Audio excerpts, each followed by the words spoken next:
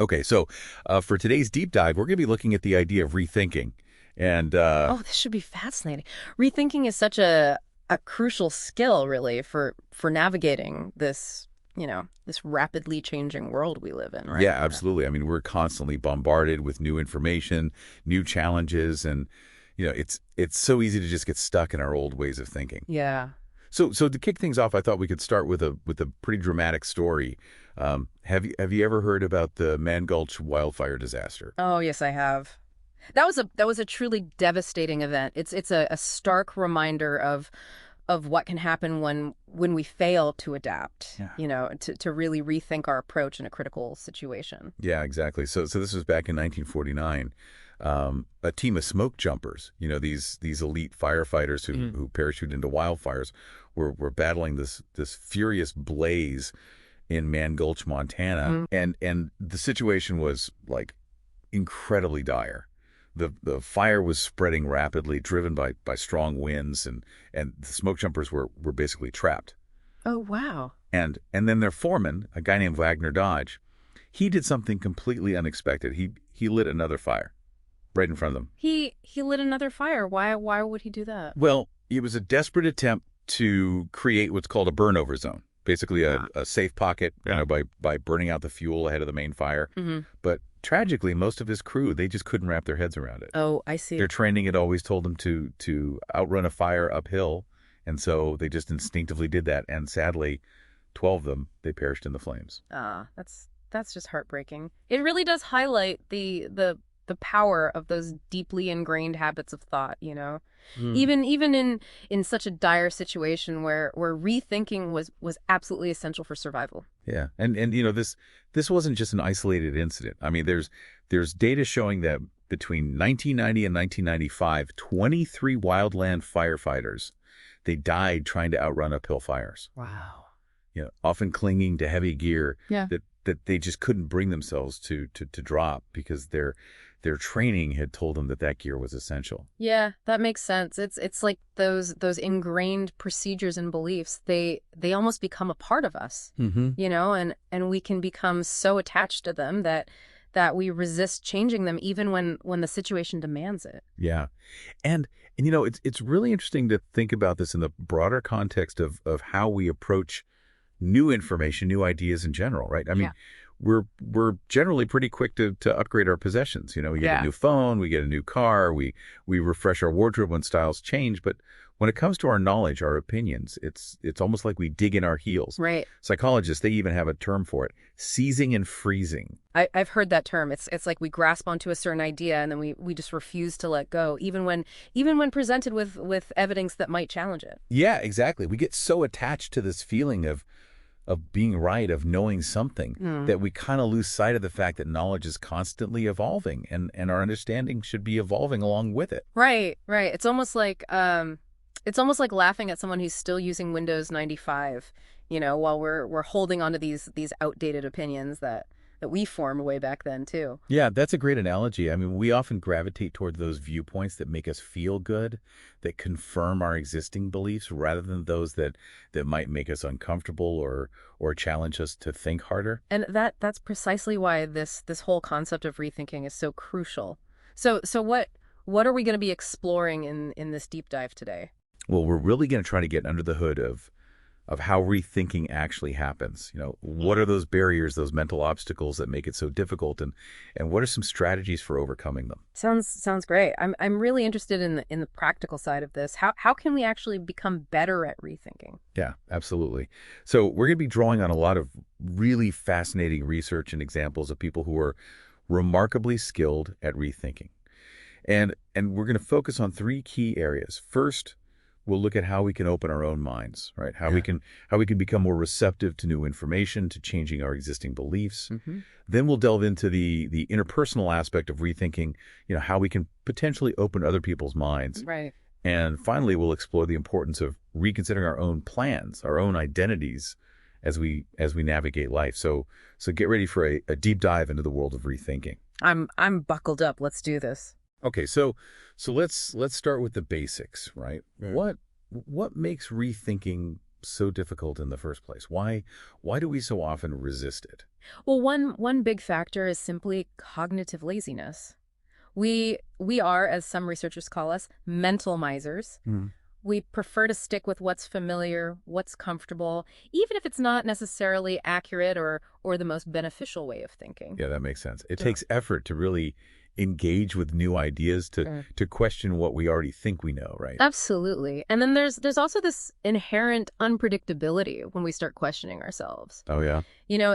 If we start to examine one aspect of our belief system, it's like pulling on a loose thread. We're not quite sure what else might unravel, and that can be a bit unsettling. Yeah, it can feel threatening, right? Like it's challenging our sense of self, who we are. Exactly. And there's also a certain comfort in just feeling certain about things, right? Oh. Even if we're wrong, there's a sense of security in that conviction. Doubt can be quite uncomfortable. Yeah, it can be. And I think a lot of this boils down to the fact that our beliefs, they're not just these abstract things in our heads. They're often deeply intertwined with our identity, how we see ourselves, how we want others to see us. Right, right. So questioning those beliefs can feel like we're questioning who we are at our core.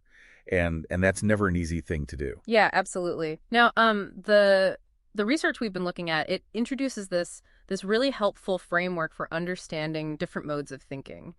And they use this analogy of a preacher, prosecutor, politician, and scientist. Oh, that's interesting. I had heard that one before. Yeah, it's a pretty vivid way to kind of picture these different approaches. So the preacher mode, that's when we're, defending our beliefs as if they're sacred truths, and our main goal is to convince others, to convert them to our way of thinking.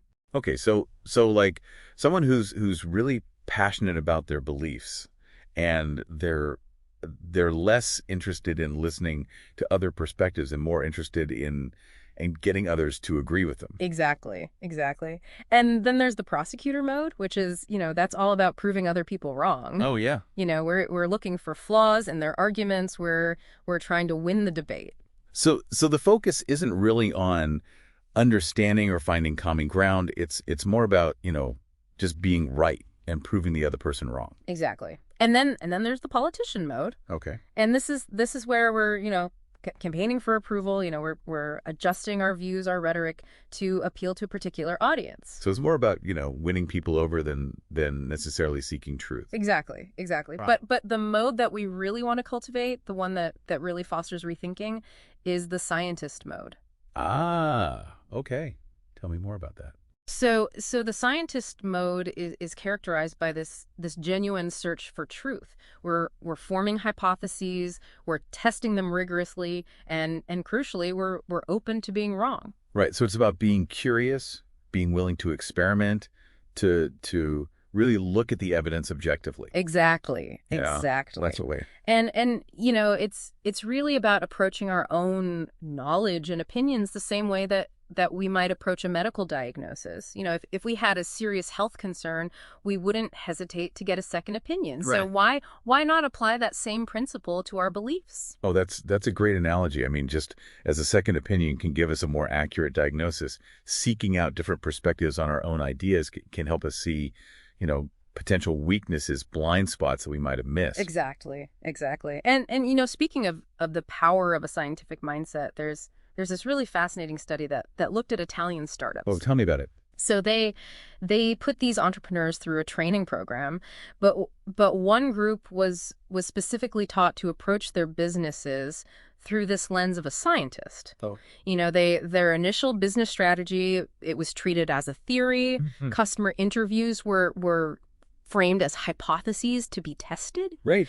And their minimum viable product, or MVP, that was their experiment. I like that. And they were told to rigorously track the results and to adapt their approach based on what the evidence was telling them. So they were really putting the scientific method into practice in a real world business setting. Exactly. And the results were quite remarkable. Good. Over the following year, the startups in the control group, the ones that weren't using this scientific thinking approach, they averaged under $300 in revenue. Wow. But the startups in the scientific thinking group, they averaged over $12,000. That's a huge difference. Right. And they also pivoted their strategies more than twice as often. So what was it about that scientific thinking approach that made such a big difference? Well, the key takeaway is that the control group, they tended to stick to their original strategies even when the evidence suggested that they weren't working. Oh, They okay. were kind of stuck in those preacher, prosecutor, politician modes that we talked about I earlier. see. They were defending their past decisions rather than being open to adapting to new information. So they were basically just digging in their heels, even though the data was telling them something different. Exactly, exactly. Whereas the scientific thinking group, when their initial hypotheses, about their business weren't supported, they saw that as a signal to rethink their whole approach. Yeah. And that willingness to let go of those initial ideas to adapt based on the evidence, that's really what allowed them to be so much more successful. So the real lesson here for anyone listening is to approach your own endeavors, your own projects with that same experimental mindset. Yeah. Be willing to test your assumptions, to gather data, to change course when the evidence suggests you should. Absolutely. And it's really interesting because there's also this cautionary tale that we can look at, the story of Mike Lazaridis and BlackBerry. Oh, right. So here's a guy who actually started with a very scientific approach. Wow. He had these clear hypotheses about the potential of wireless email. He tested those ideas rigorously, and that led to the creation of the incredibly successful BlackBerry. Yeah. I mean, they were huge, weren't they? Oh, they were absolutely dominant in the market for a time. Yeah. But then, of course, came the iPhone. Correct. and Lazaridis, he actually recognized the revolutionary nature of the iPhone. There's this famous quote where he said, "They've put a Mac in this thing." But despite that, that initial insight, he and his company, they really struggled to rethink BlackBerry's fundamental direction in light of this new technology. So even though he saw the potential threat, he just couldn't bring himself to really shake things up and change course. Yeah, and part of it, I think, was that he and some of his engineers, they were so attached to the BlackBerry's existing strengths. Mhm. They famously dismissed the concept of a computer on a phone. Oh, wow. They just couldn't see past their own existing paradigm. Right. And ultimately that failure to rethink, to really adapt to the changing market, it proved to be incredibly costly for the company. It's a classic example of how past success can actually become a liability, right? Mhm. If we let it blind us to the need for change, for rethinking our core assumptions. Absolutely. It's like that old saying, what got you here won't necessarily get you there. Yeah, that's a good one. So we've talked about cognitive laziness, we've talked about the threat to our identity, but there's also this other really interesting bias that they can actually get in the way of rethinking, and that's the I'm not biased bias. Oh, that's a good one. And it's funny because the research shows that the smarter we are, the more susceptible we are to this bias. Oh, really? So the better we are at thinking, the harder it can be to see our own biases. Exactly. It's almost like we become so good at constructing arguments, at defending our own viewpoints, that we become blind to the possibility that we might be wrong. So it's like we're building this fortress around our beliefs, and we become so good at defending it that we don't even realize that it might need to be redesigned. Exactly. And that's why, it's so important to cultivate this mindset of humility, of being open to being wrong. Yeah, I mean, how do we even begin to do that? I mean, it's so easy to fall into this trap of thinking that we're always right. Well, one really helpful concept is this idea of confident humility. Confident humility, what does that mean? So it's really about striking this balance between, having confidence in your abilities and your judgment, but at the same time being humble enough to recognize that you don't know everything, and you're always open to learning and changing your mind. So it's not about being arrogant or lacking confidence. It's about having that self-assurance, but also being open to new information, to potentially being wrong. Exactly, exactly. It's that sweet spot between arrogance, where we're overly confident, and doubt, where we lack confidence in ourselves and our abilities. Right. And it's also different from what some people call an inferiority complex, which is, where you might actually have the knowledge and the skills, but you just don't believe in yourself enough to put them into practice. Oh yeah, that's a tough one to overcome. It is.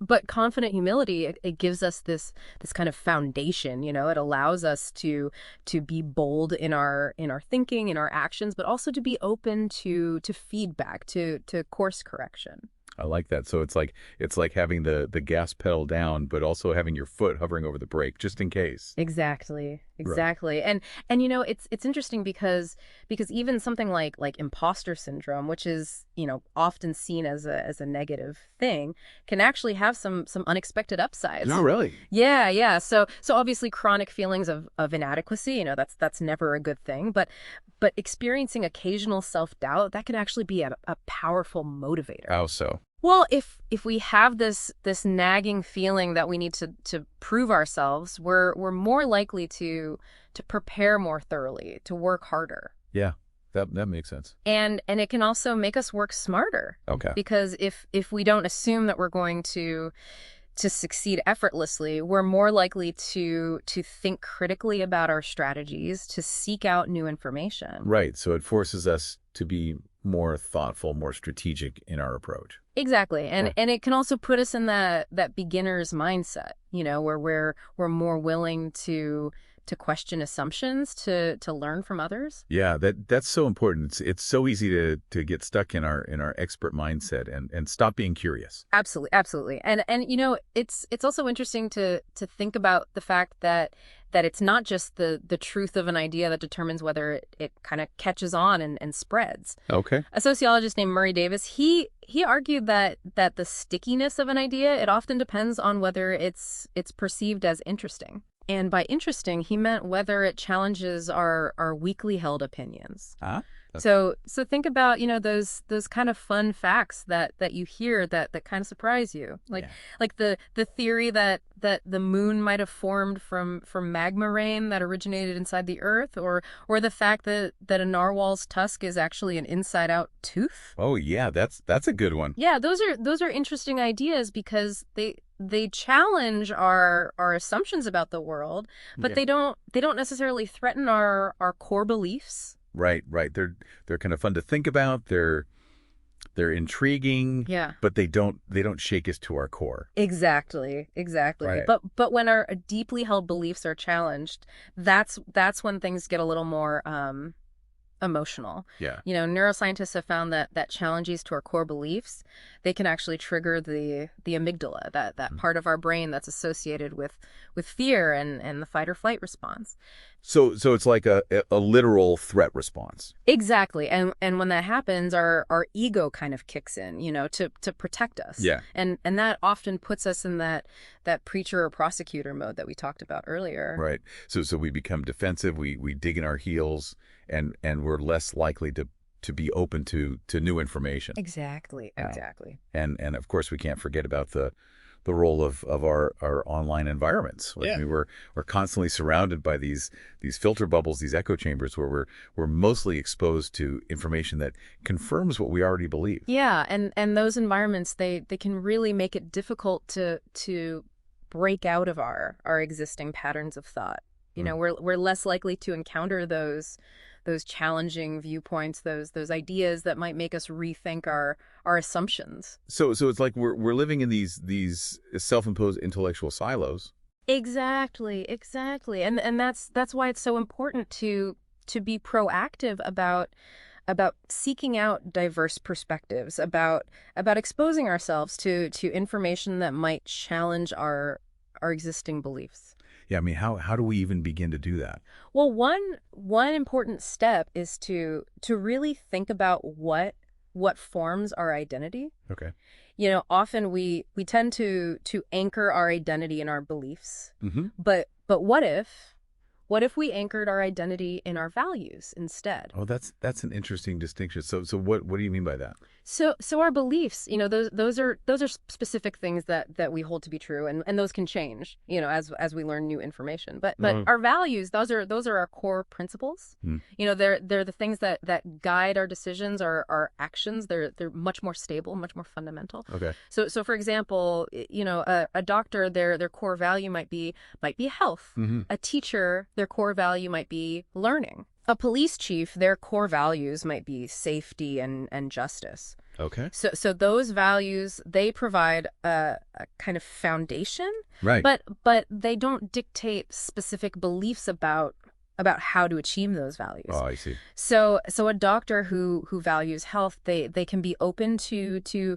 new medical treatments, new ways of promoting health without feeling like their identity is being threatened. So it's like having a compass, that points you in the right direction, but you're still free to choose your own path, your own route. Exactly. And it's also really important to remember that rethinking is an active process. Okay. It's not something that just happens to us. It's something that we have to consciously choose to do. Right. We have to put in the effort. Exactly. And sometimes that can be really hard. It can be. But there are some really inspiring examples of people who have done this really well. Oh, yeah, like who?